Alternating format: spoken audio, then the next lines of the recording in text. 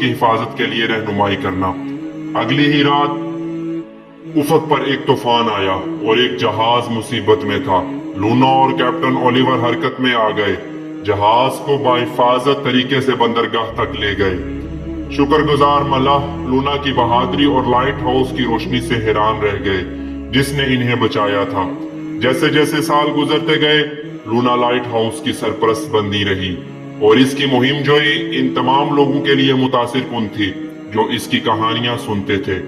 इसने सिखाया कि बहादुरी, मेहरबानी और दोस्ती तारीकी तरीन रातों को भी रोशन कर सकते हैं, बिल्कुल इसी तरह जैसे लाइट हाउस को इसने घर बनाया था।